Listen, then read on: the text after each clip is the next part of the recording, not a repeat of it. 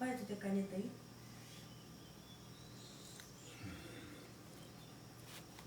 Tem, mas eu vou usar aqui. Onde que tá aquela branca? Vocês, eu acho que deram uma escangalhada nela. Não, tá Parte boa. 3, né? Porque é o mesmo nome? Estudo da corrupção dos nomes sagrados e dos profetas. Isso.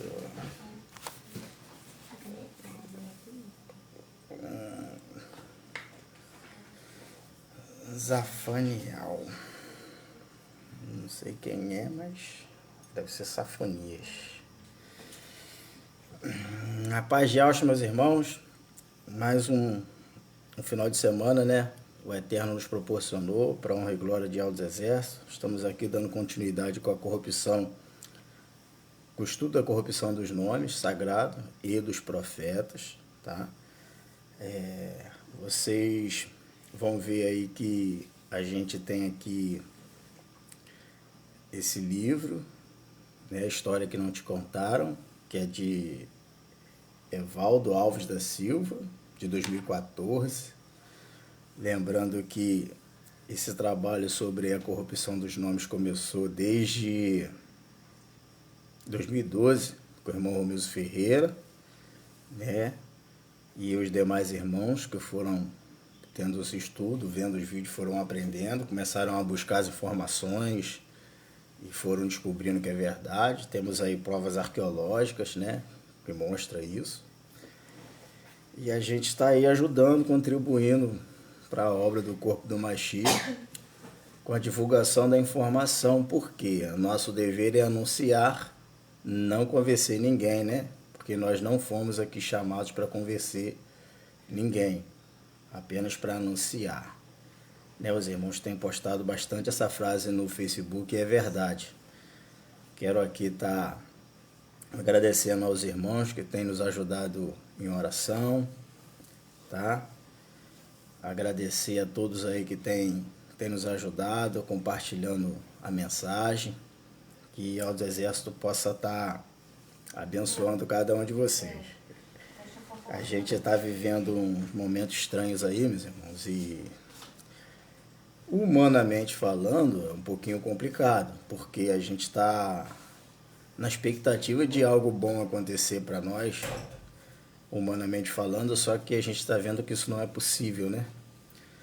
As forças do mal estão trabalhando contra aqueles que são filhos e contra aqueles que vão se tornar, né? Porque a ovelha, mesmo suja de lama, ela é ovelha, continua sendo ovelha, sendo que ela está aí, né, vivendo a sua maneira. E tem algo que incomoda ela e ela não sabe o que é. Irmãos, na semana passada a gente falou a partir do título El, né, se não me engano, na página 23. Hoje a gente vai falar um pouco sobre, dando continuidade aqui, sobre o título do Senhor, que significa Baal. Aí eu vou estar lendo aqui, continuar lendo, né? Que é muito extenso um pouquinho o estudo, irmão, mas eu acredito que a gente não vai demorar tanto para acabar, não. Faltam umas 20 páginas ainda. Vamos lá. Primeiro vamos orar, né, irmão? Pai Celestial, no nome de Alcha, eu te peço que tu venha abençoar teu humilde servo, para que teu servo não fale de si mesmo, mas fale de ti, ó Pai. Que dentro desse estudo, Pai querido, os irmãos possam ter cada vez mais entendimento sobre a tua palavra, sobre o teu nome santo, sobre quem tu és de verdade. No nome de Alcha eu te peço, Pai, que tira a trave dos nossos olhos, os tampões dos nossos ouvidos, para que nós possamos, Pai querido, ver, olhar e enxergar, Pai, ouvir e entender que o pilar, a raiz, a nossa segurança está no conhecer o teu nome. Porque a partir do teu nome, Pai querido, nós sabemos quem é a pessoa que nós servimos. Por isso eu te peço que venha nos ajudar cada dia mais, Pai querido. Não só a mim, Pai querido, mas também aos irmãos que têm lutado para proclamar esse nome maravilhoso que é o teu nome, Altos Exércitos. E também, Pai querido, do teu amado Filho, Yahshua Mashiach, nosso Salvador, irmão e Rei. Muito obrigado por tudo que tu tem feito. Obrigado por cada dia que tem concedido para nós, Pai querido, para mais uma luta, para mais uma batalha, mais uma peleja. E no final dela, Pai querido, mais uma vitória, porque ainda estamos de pé. Muito obrigado por tudo que tem feito. É o que eu te peço e te agradeço, no nome de Yahshua Mashiach. Que assim seja. Aleluia. Irmão Cícero, a paz de Yahshua, meu querido, é o primeiro. Reta glória. Irmãos, a gente vai estar aí dando início.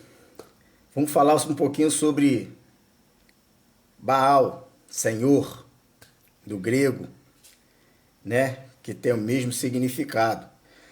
E o texto do livro, ele nos ajuda muito porque ele faz bastante referência no que a Escritura vem falando, principalmente no livro de Oséias, que o nosso Criador, Yahweh dos Exércitos, ele reclama que a gente não adora ele, mas adora Baal. E muitos que são denominacionalistas vão ver, e se ler esse texto, se eles parar para prestar atenção, vai ver que o Altíssimo está fazendo uma cobrança dentro da Escritura. Olha só, vocês pararam de me adorar, vocês agora adoram ao Baal. Só que aí os irmãos vão falar assim, mas como que eu adoro o Baal se eu sempre falo a respeito do Altíssimo? No entendimento do denominacionalista, o que vai acontecer com ele? Ele vai examinar se ele tiver a unção que está nele, que é verdadeira e não é falsa, que está lá em 1 João, capítulo 2, versículo 27, vocês podem confirmar, porque aquele que tem esta unção desperta para a verdade. Agora, aquele que não tem, ele vai continuar preso no sistema religioso, sendo escravizado pelos lobos em capa de cordeiro. Tá, irmãos? Essa mensagem que eu vou falar, isso que eu estou falando aqui é um pouquinho forte para alguns, mas é verdade. E não sou eu que digo, é o que a Escritura nos revela. Por que eu estou falando isso? Porque o livro de 1 João, capítulo 2, verso 27, ele vai dizer que existe uma unção que está em você. E esta unção, ela é verdadeira e não é falsa. E não é necessário que ninguém te ensine nada, porque esta unção te ensina todas as coisas. Olha só que palavra bonita. Depois, irmão Cícero, pode conferir lá. 1 João e Alhana, 1 Alhana, capítulo 2, versículo 27, para ver se eu estou falando algo de errado. Porque essa unção, esse texto, ele deixa bem específico que ninguém precisa te ensinar. A unção que está em você te ensina. E isso é maravilhoso. Então, quem tiver essa unção, quando lê o livro de Oséias, vai entender, vai fazer o quê? Peraí. Tem algo que me chama a atenção aqui. Eu não adoro Baal, eu não sirvo Baal. Por que a Bíblia está falando que eu sirvo Baal, que eu adoro Baal? É a Bíblia que fala, né? Aí o indivíduo que tem esse dom, que tem o Ruach Kadosh agindo nele, ele vai lá e vai pesquisar a respeito do que quer dizer Senhor e vai descobrir que é Baal. Aí o que vai acontecer? Sendo ele uma ovelha chamada para esta obra maravilhosa da igreja de Filadélfia, que somos nós, ele, na mesma hora, ele vai abrir a mente dele, vai falar, peraí, então esse tempo todo eu tenho profanado o nome do meu Pai Celestial. Então, realmente, a Escritura, ela já dá essa orientação. A própria Escritura, mesmo ela sendo paganizada igual essa que a gente tem, ela já dá essa dimensão para nós. E o exemplo disso está aqui no texto. Ó. O exemplo disso é, este tão usado no título Senhor, para se referir tanto ao Altíssimo Criador como a seu filho, o Mashiach, a palavra Senhor nada mais é que a tradução simples e direta da palavra hebraica Baal, o ídolo com o qual o povo de Israel frequentemente adulterava, ou seja, e se corrompiam muito fácil, né? O Altíssimo ia lá e fazia aquelas maravilhas para eles, mas com pouco tempo eles se esqueciam daquilo e se voltavam para esse ídolo imundo. E diz,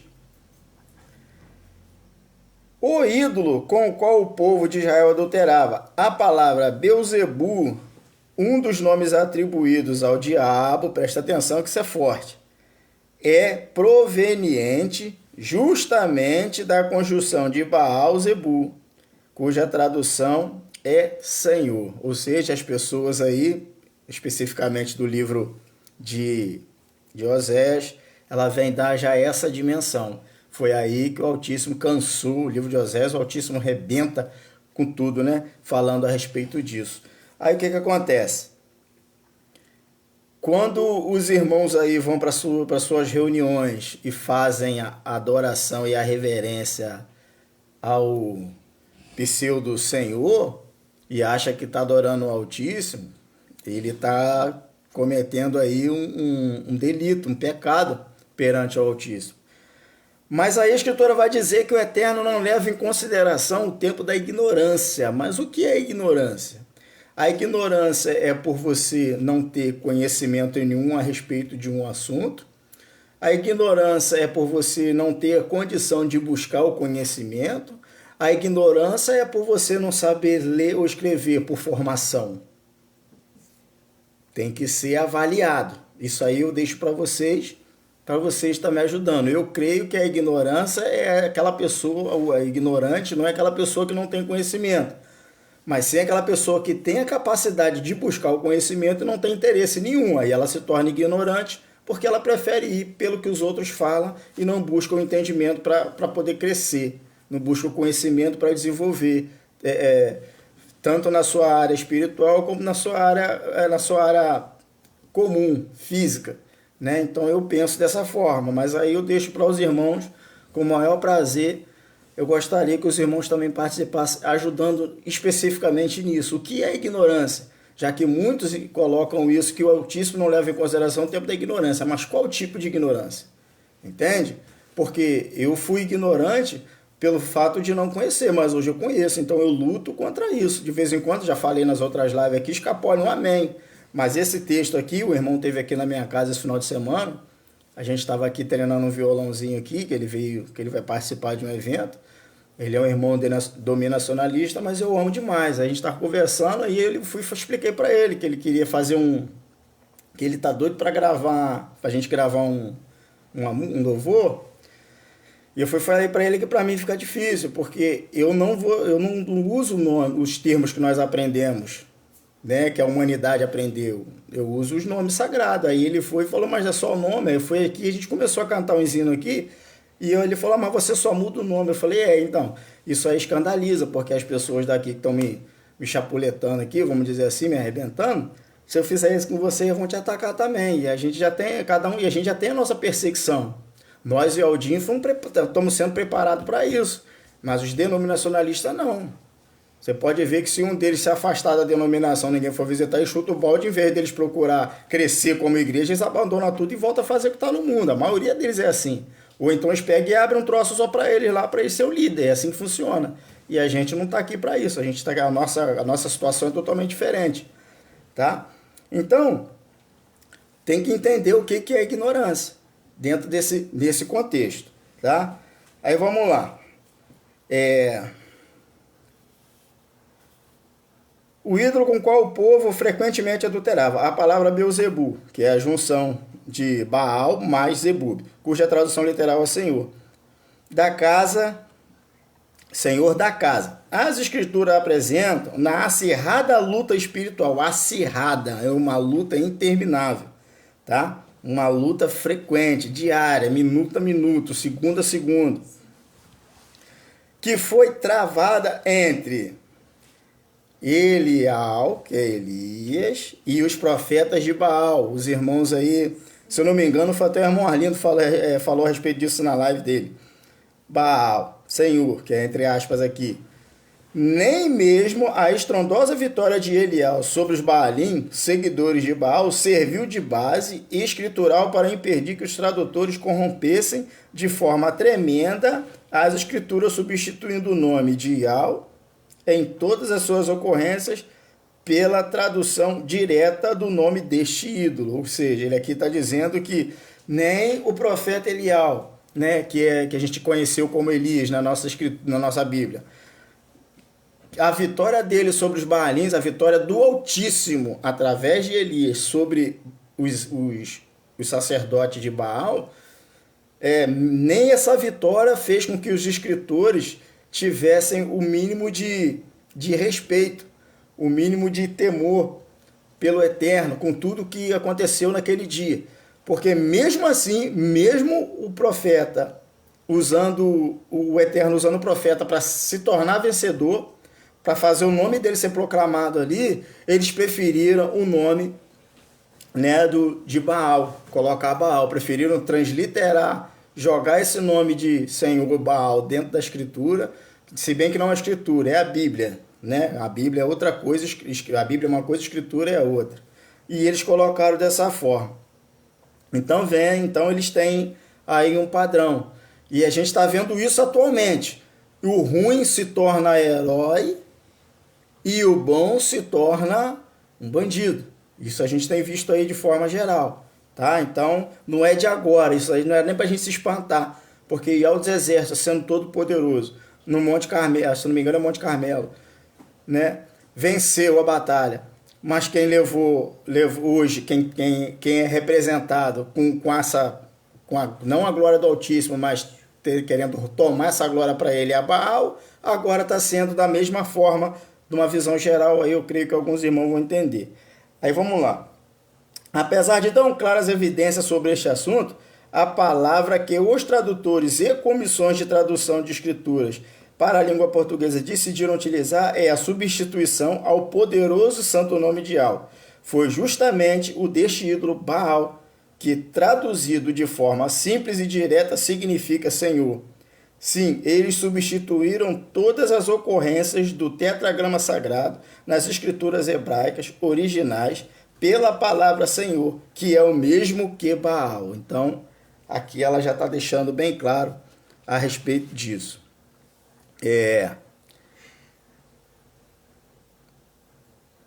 Aproxima-se o tempo em que Yahweh mudará a língua do seu povo para o hebraico puro.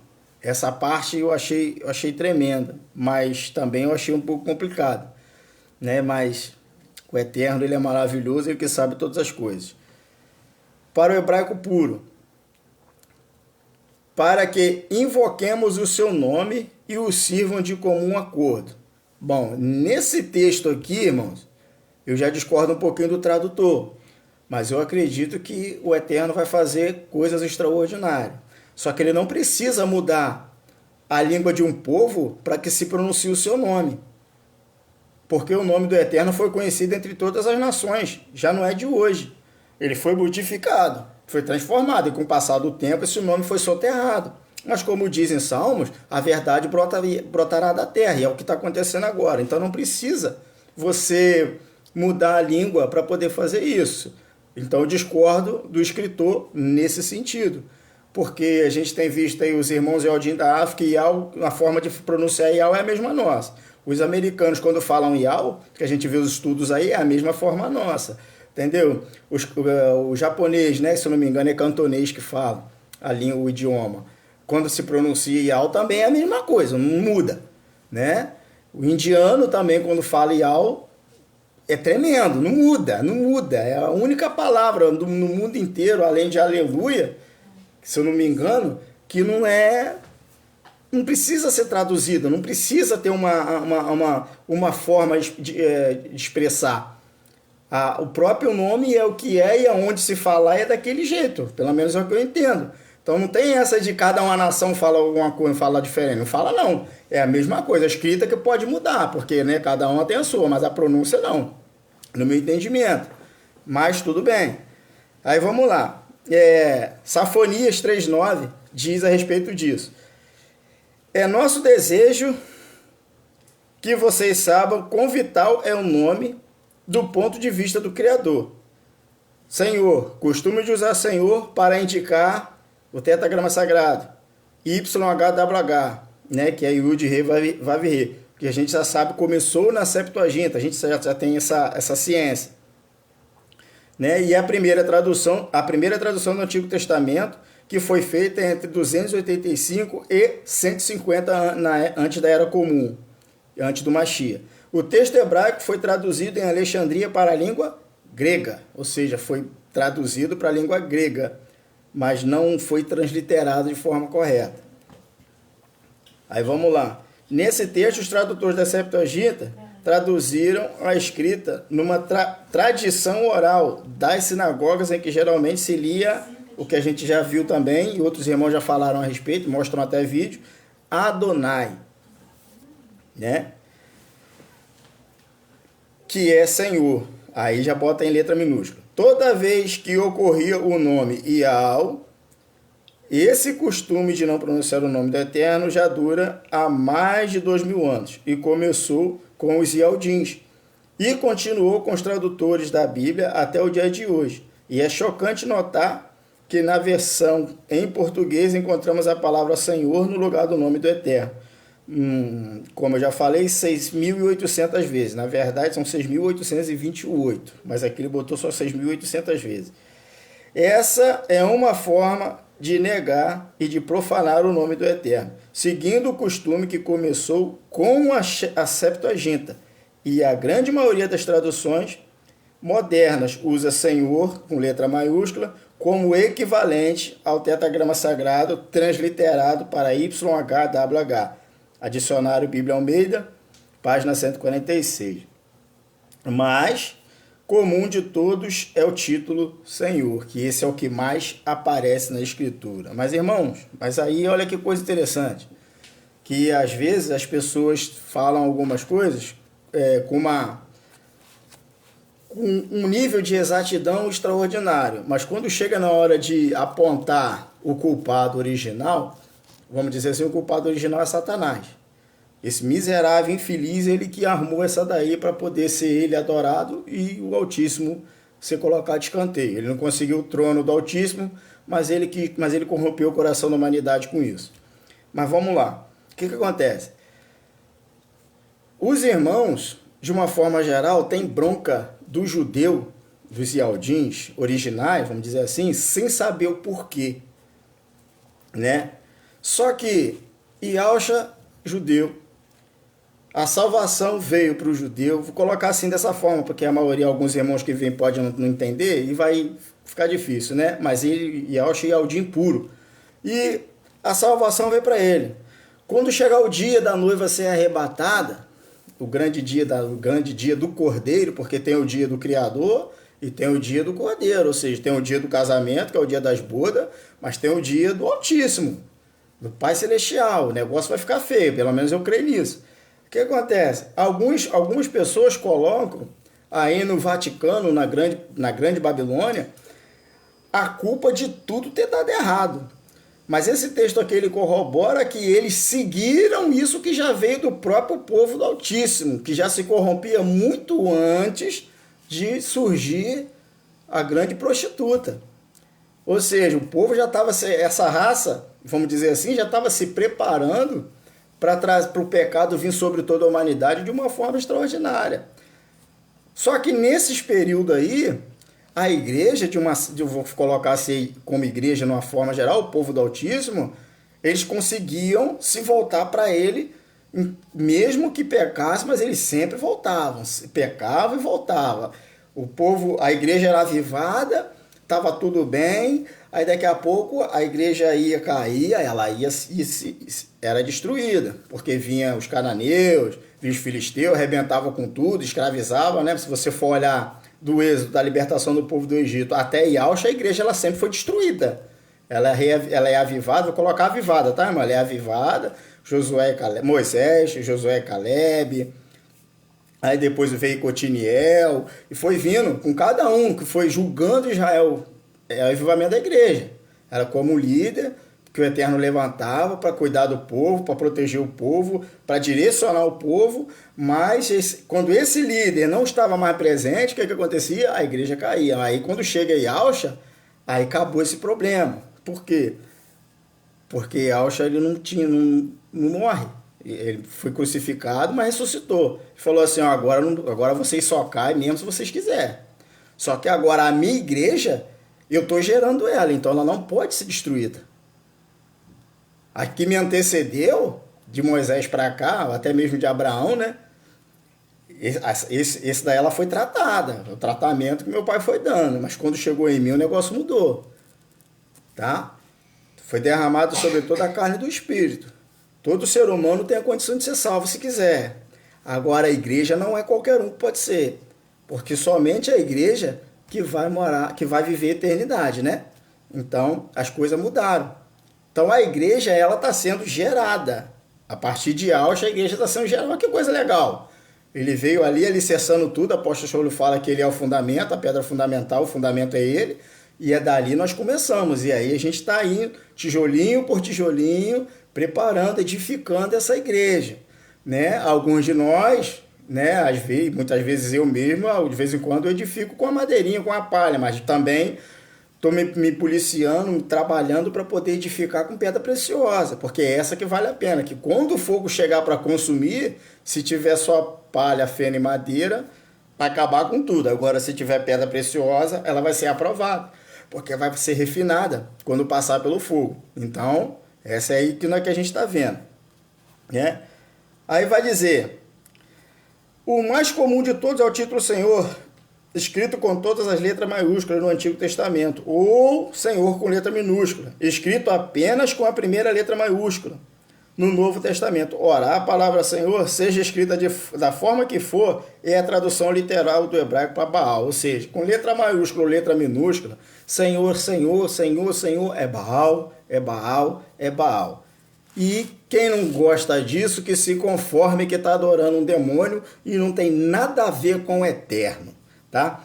O nome do ídolo com o qual o povo Yaldim mais adulterava por meio de tradutores corruptos, este ser maligno, Baal, substitui todas as ocorrências do nome do Criador nas Escrituras, traduzida de modo que as pessoas passassem a invocar Baal, que é Senhor, continuamente, ao invés de invocar o nome do Criador. É onde Oséias ele vem dizendo que o nome dele é profanado, foi corrompido, que eles deixaram de adorar ao Eterno, passaram a servir e adorar a Baal. Tá? Então, irmãos, é muita coisa, esse livro aqui ele tem bastante coisa. Vamos lá. Por trás dele, não se contente com substitutos baratos ou apelidos.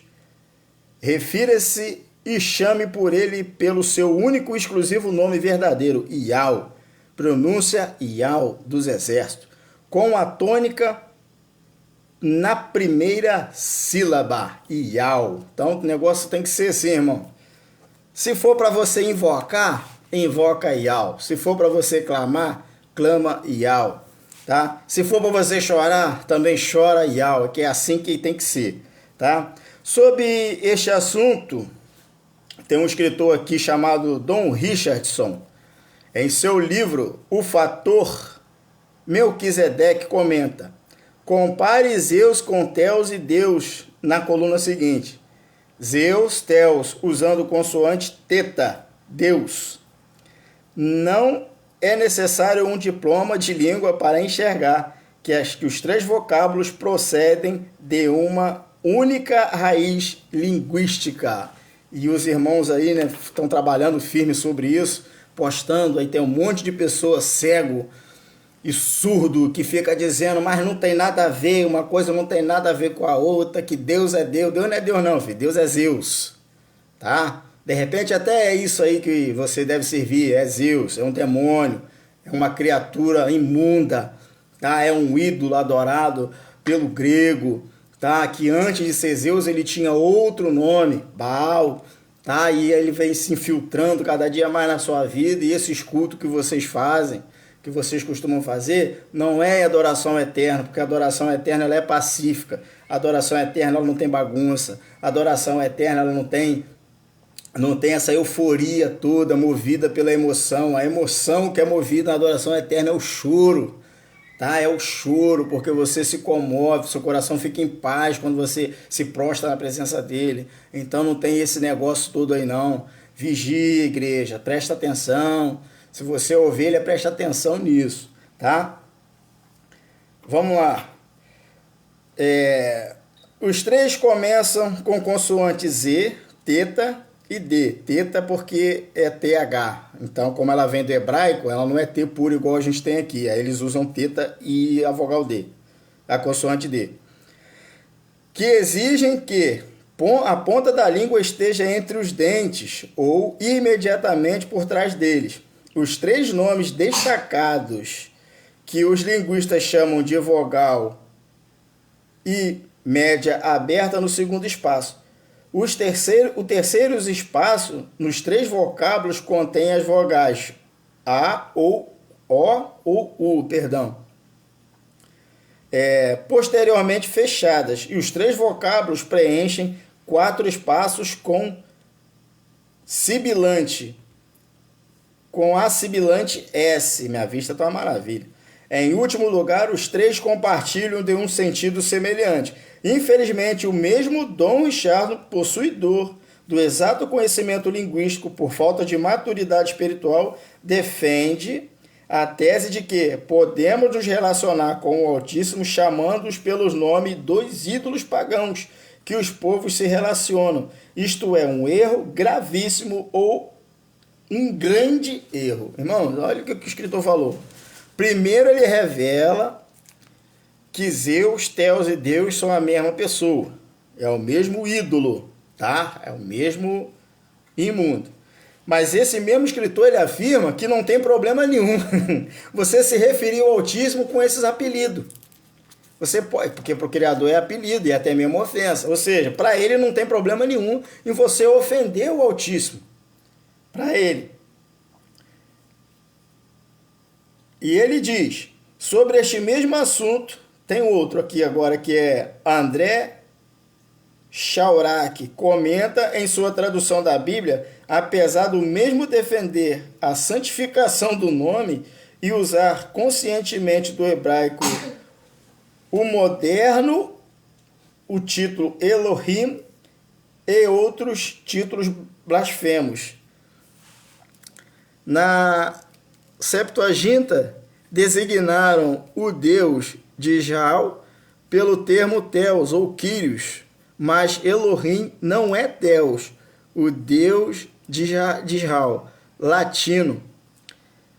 Ademais, à época, Theos significa apenas os deuses do Olimpo, né? Que aí é o que o pessoal da teologia, né, procuram colocar isso daí como um texto de um curso, como o nome de um curso bíblico, não sei se é estudo do Altíssimo, não sei o que é, porque eu nunca fiz. O Theos significa apenas Deus do Olimpo.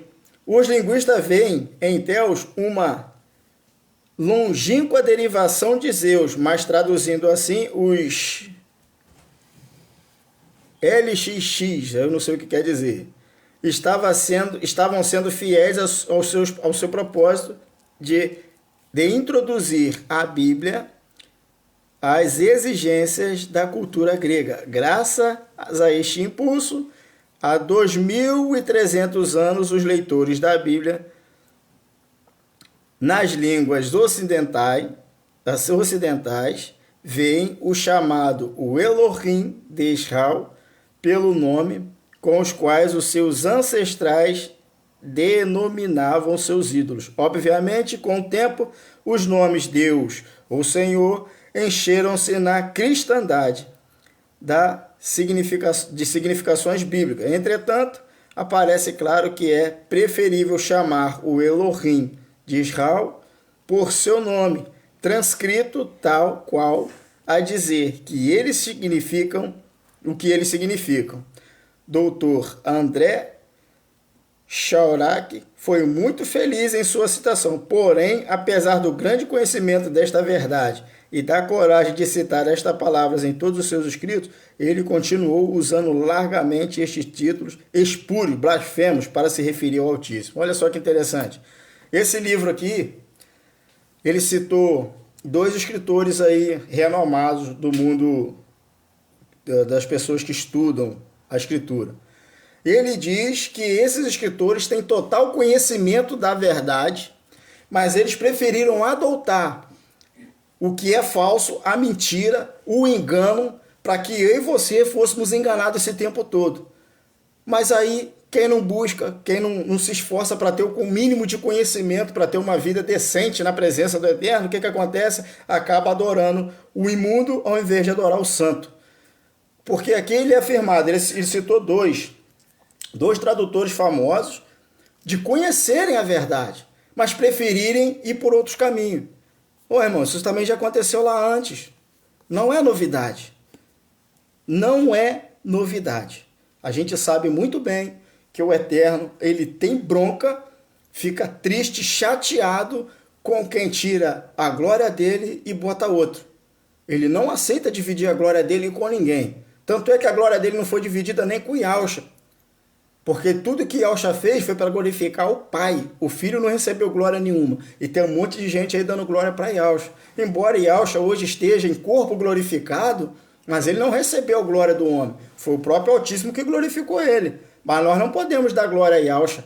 A gente tem que dar glória a Yahweh dos Exércitos. A glória é dele. Ele não aceita dividir. Tudo é dele. Yahusha é dele, nós somos dele. E assim que vai. Os animais, a terra, embora esteja sob domínio do imundo, que Yahusha falou que o príncipe desse mundo já estava lá, né? Já estava aí, mas foi ele que criou tudo. Então o inimigo só pode agir até certo ponto. Então, irmãos, ele mesmo afirma.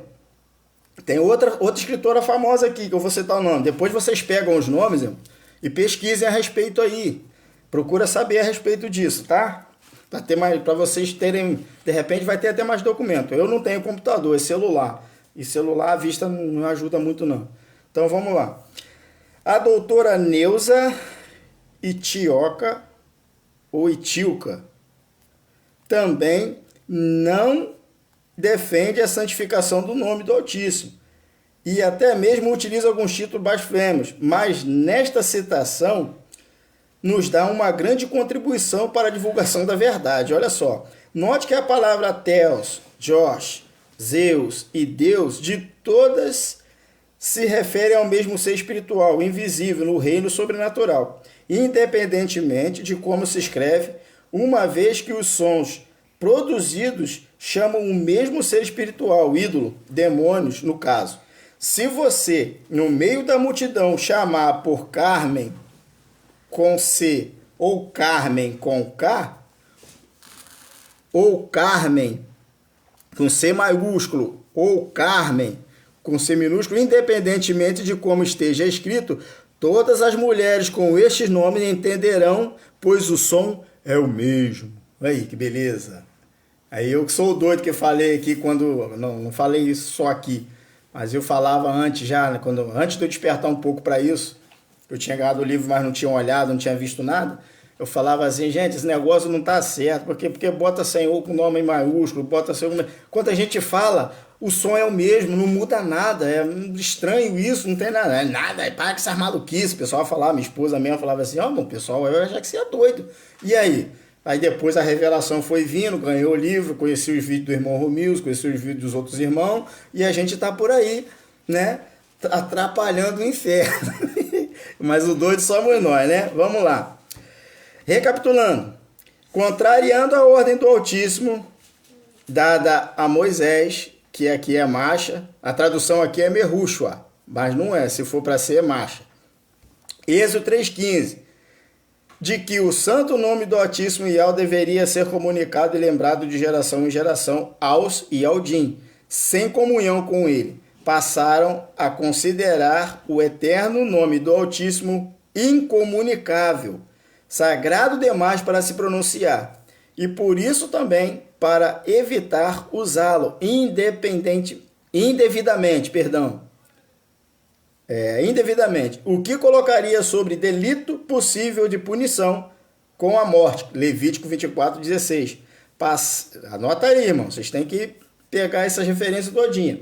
Passaram a ler Adonai no sentido de Senhor, e até hoje os Yaldim chamam o Altíssimo de Hashem, ou Adonai. Hashem, ou Adonai. Sempre que nas escrituras aparece o tetragrama sagrado, seguido esse raciocínio, os copistas ou os escribas, ao copiarem o Antigo Testamento da Septuaginta, versão dos 70 em grego, que data do 3º século antes do Mashiach, substituíram o tetragrama sagrado.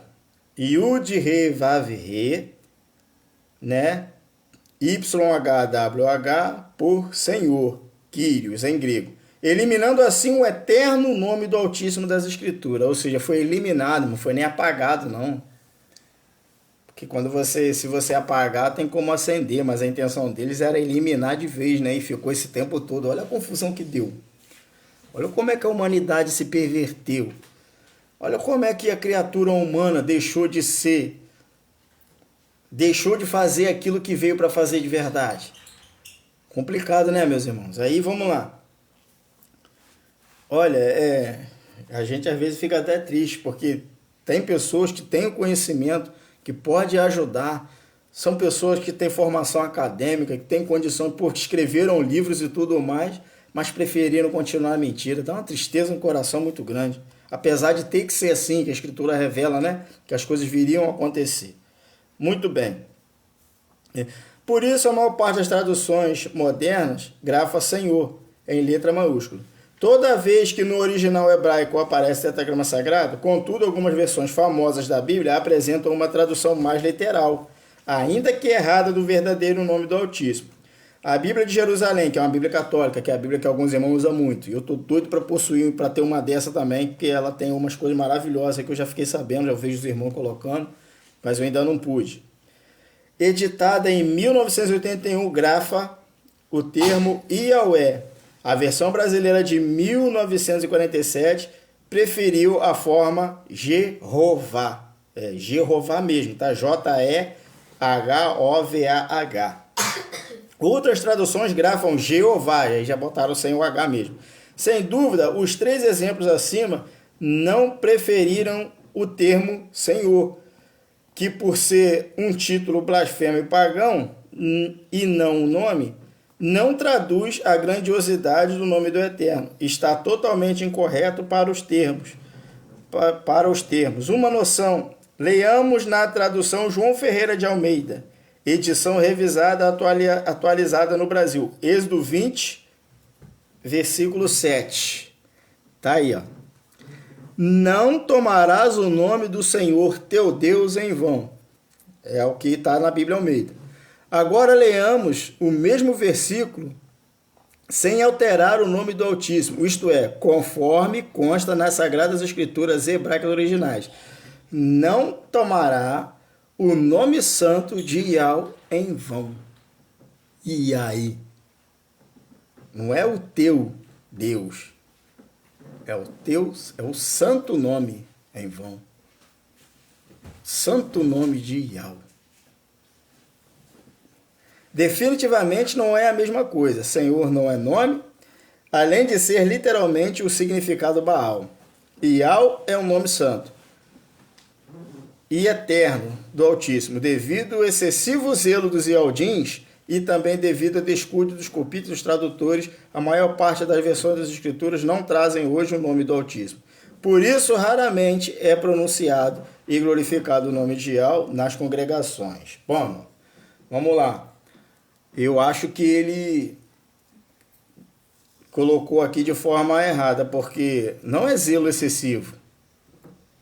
Zelo excessivo não é, porque se a gente chegar lá e chamar lá o ex-ministro, tiver a oportunidade, a gente chegar lá num evento, a gente consegue ir lá, um grupo de pessoas aí, botar 20 pessoas, 20 aldins aqui do Brasil, a gente consegue a oportunidade, a gente vai para lá. Aí quem vem falar conosco, através de um tradutor, é claro, Benjamin Netanyahu. Como é que eu vou conseguir me pronunciar o nome dele com essa facilidade? Foi coisa do inimigo, irmãos. O inimigo usou as pessoas para fazer isso daí, mas o cara falou que foi excesso de zelo. Não foi, porque eles lá receberam o nome do Eterno. Tem uns que receberam o nome de Baal também, né? Mas a Escritura fala que, em Números, se eu não me engano, né? Vai falar sobre isso. Assim porão o meu nome nos filhos de Israel e eu vos abençoarei. Filho de Israel. Então não tem como o escritor às vezes passar pano do livro, passar pano para os erros dos outros. Não, foi essa imundice mesmo aí que veio aí do inimigo e acabou com tudo. Vamos lá. Opa, eu vou ficar por aqui, que senão vai ficar muito longo o vídeo, meus irmãos. Eu não quero vídeo muito longo para não enfadar vocês aí. Aleluia. Diz assim: a etimologia da palavra Deus em uma explicação mais completa. Eu vou me esforçar aqui para poder ajudar, lendo aqui a forma mais correta, tá, irmão? Fazendo uma busca no Wikipédia, enciclopédia virtual livre, e muito popular pelo vocábulo Deus, encontramos o seguinte: o latim Deus e Divos, assim como o grego Sifok, eu acho que é isso, que eu não sei ler grego, divino, descendem do proto-indo-europeu, Deivos, que é igual ao divino, mesma raiz que Dieus, no caso de Dieus, a divindade principal do panteão indo-europeu, igualmente o cognato do grego Zeus. Dieu, proto-indo-europeu, Dieusfiter, Dispater ou Dispater, Deus romano do submundo, o Deus do céu e da luz, do dia, Lúcifer. Então, Lúcifer não tem nada a ver com Satanás também não, tá, irmãos? Só para vocês saberem, Lúcifer e Satanás não é a mesma coisa não, tá? Alguém botou isso aí na escritura e muita gente foi enganada, mas não tem nada a ver não. A sua posição pode, mas também não é coisa boa não tem nada a ver. Lúcifer não é um nome e não faz referência a nada disso, tá? Na verdade, Lúcifer significa luz brilhante, então não tem nada a ver. Tá bom? Não tem nada a ver com a pessoa do diabo, que a gente nem sabe quem é, e nem nada a ver com o que a Bíblia se refere a respeito de Aus, né? A estrela da manhã. Então não tem nada a ver, não associa não, tá? Dio protuindo Lúcifer. E a sua posição pode ter espelhado a posição do patriarca ou monarca na sociedade. Cognato com o grego antigo Zeus, rei dos deuses, Zeus, pai do céu, Júpiter, foi Zeus dos gregos, anteriormente ao egípcio Amon-Min, pronunciado de Eus, Deus, duas sílabas, se tornou na América Die, morte, aí, Die, morte, que é igual Dias, Zeus, grego, Júpiter, Love, romano, Diauspitar, Védica, Deva, Diva, Indo-iraniano, Diva, Báltico, Divo, mitologia eslava, demônios, Thor, foi associado com o planeta Júpiter na mitologia germânica, enraizado na palavra indo-europeia, Deivos. A palavra em latim, palavra para divindade, Deus, para os babilônios, Júpiter representava seu deus Marduk. A gente ouviu falar bastante dele na Terra Prometida, lá naquela luta que os irmãos passaram. A forma mais antiga da escrita da palavra germânica Deus vem do Codex Argenteus, cristão do século VI. A própria palavra inglesa é derivada do proto-germânico, Gudan. A maioria dos linguistas, rapaz, é bastante informação, hein? Concorda que a forma reconstruída do proto-indo-europeia, Guton, foi baseada na raiz gal, que significa também chamar ou invocar. A forma capitalizada Deus foi primeiramente usada na tradução gótica, úfila, do Novo Testamento para representar o grego Theos na língua inglesa. E a capitalização continua a representar uma distinção entre um Deus monoteísta e deuses no politeísmo, apesar das diferenças significativas entre religiões como cristianismo, islamismo, hinduísmo. A fé Bahá'í e o judaísmo, o eterno Deus, permanece como uma tradução inglesa comum a todas. O nome pode significar deidades monoteístas relacionadas ou similares, como no monoteísmo primitivo aí deu ruim, isso aqui eu não vou conseguir ler não, Akhenaton e Zoroastrismo. A palavra Deus, através da forma declinada Dei, é a raiz do deísmo, panteísmo, penenteísmo e politeísmo. Ironicamente, tratam-se todas de teorias na qual qualquer figura divina é ausente na intervenção da vida humana. Essa circunstância curiosa originou-se do uso deísmo no século 17 e 18, com a forma contrastante do prevalecente teísmo. Teísmo é a crença em um Deus providente e interferente. Seguidores dessas teorias e ocasionalmente seguidores do panteísmo podem vir a usar em várias línguas, especialmente no inglês, o termo Deus, ou expressão o Deus, the God, para deixar claro que a entidade discutida não se trata de um Deus teísta, tanto a forma capitalizada do termo Deus quanto o seu diminutivo, que vem a simbolizar divindades e deidades em geral. Tem origem no termo latino para Deus, divindade ou deidade, português, e é a única língua românica neolatina que manteve o termo em sua forma nominativa original, com o final substantivo em us, diferentemente do espanhol Dios, francês Dio, italiano Dio, e do romeno, a língua que distingue Dominizeu, criador monoteísta, e Zeus, ser idolatrado. O latim Deus e divus, assim como o grego divino, descende do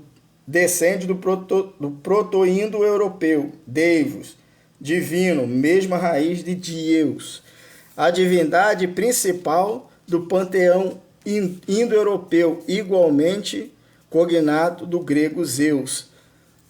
Na era clássica do latim, vocábulo era uma referência generalizada a qualquer figura endeusada e adorada pelos pagãos. E gente, o negócio é mais profundo, né?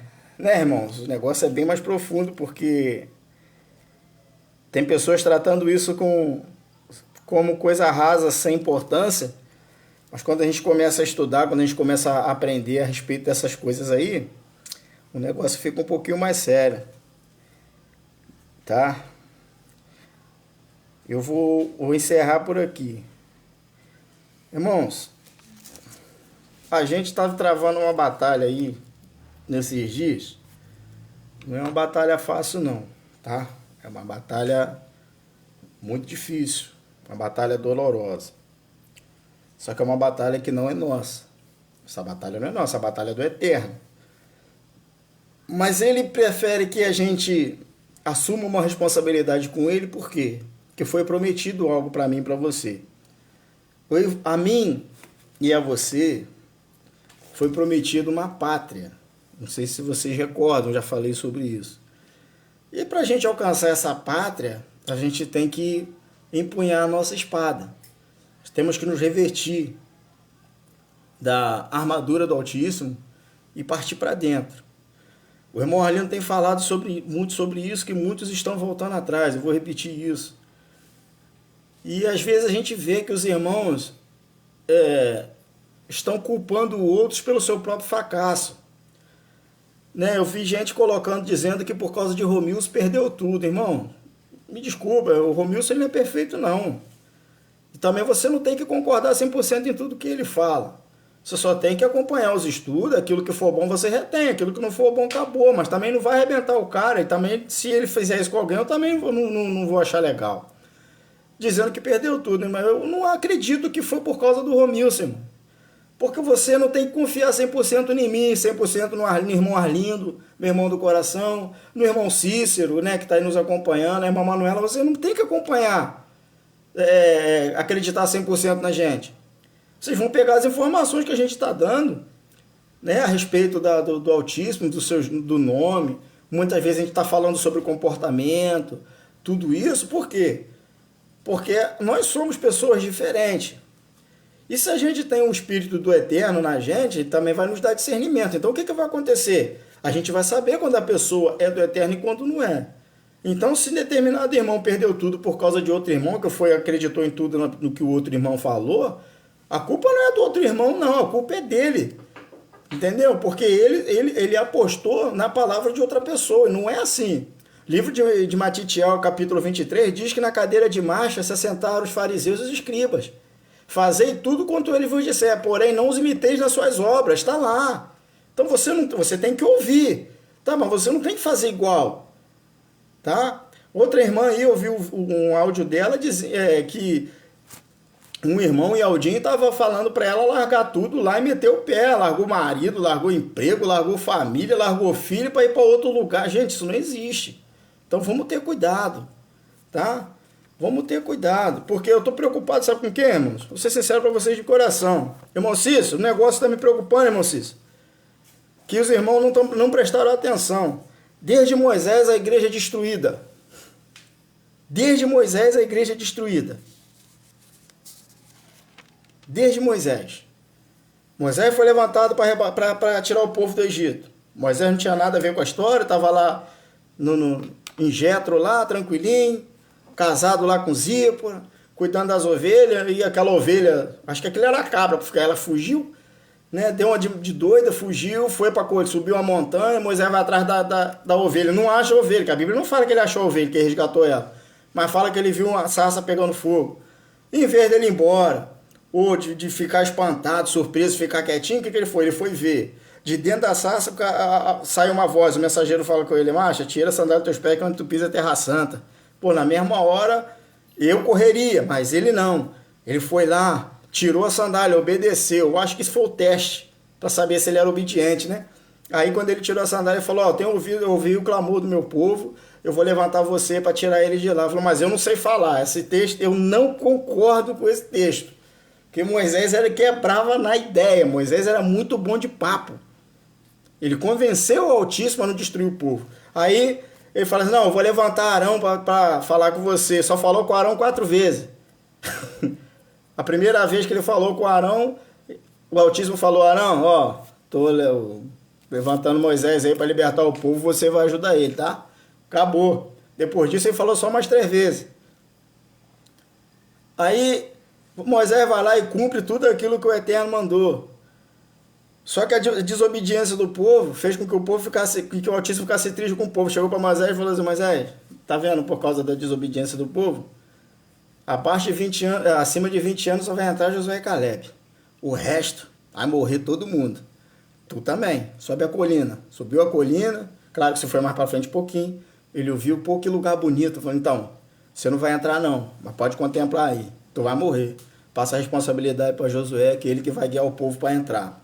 Os irmãos até algumas vezes falam a respeito disso, que Moisés, que Osé, na verdade, que Josué, né, é Yauxa, representando o povo. Olha que interessante, irmão, só entrou 2. A igreja toda foi destruída.